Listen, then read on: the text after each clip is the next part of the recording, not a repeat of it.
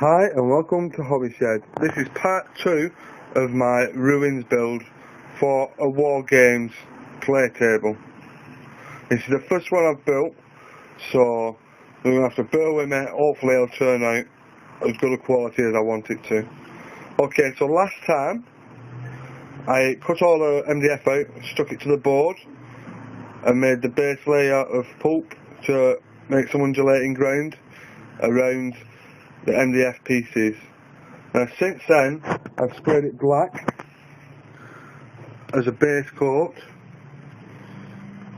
As you can see, the pulp that I made has made it quite rough around the edges, giving the defiant look of grit and soil.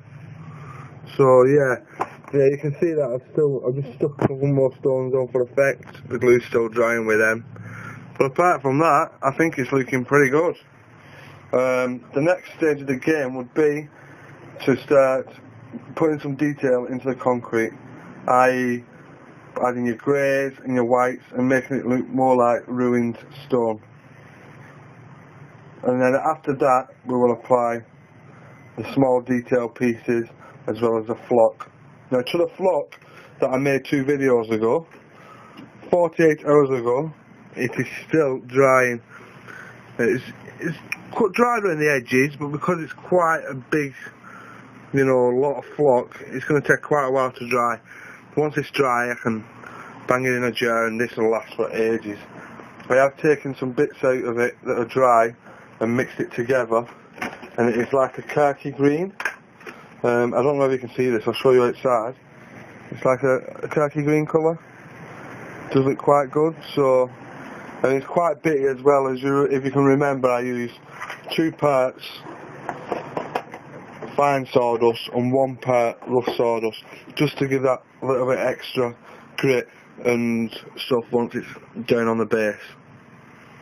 So yeah, I'm going to leave that to dry for hopefully another 24 hours. It should be done. I'll keep turning it over and airing it out. So yeah, we're going to come back to this. Hopefully it'll be ready when the base is ready. Right, back to this now. The next thing I'm going to do is go over all the areas that I want to look like stone with the grey primer. Now, I don't want a heavy coat of it, but I want to cover most of it.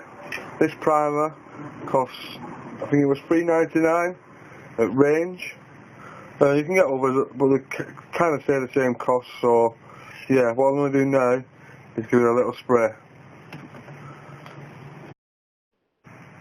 Okay, I've applied the grey now, and as you can see, you can still see some of the black through it on the undercoat.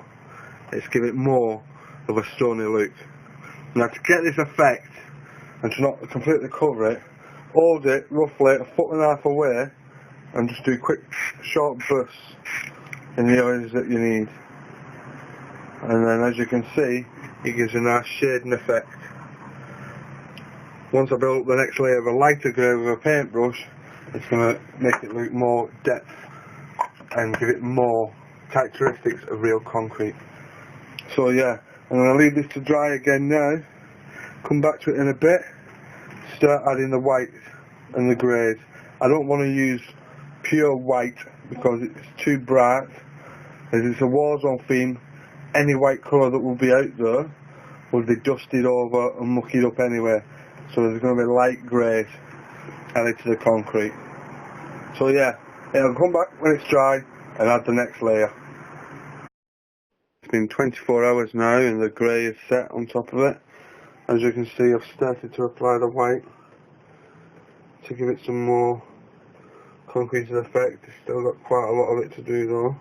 So I'm just going to show you how we do it. We'll get some of the white here on a brush, try and dab some of it off, and then flick it over the edges like that, just so it gives a little rough, little bit of white.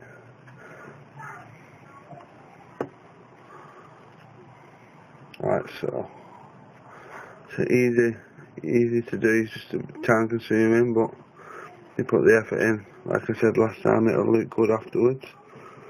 It starts to turn and look a bit more like stone. Like I said, it's amazing what you can do with MDF if you give it a bit of time. See? Just keep touching it up. Like so.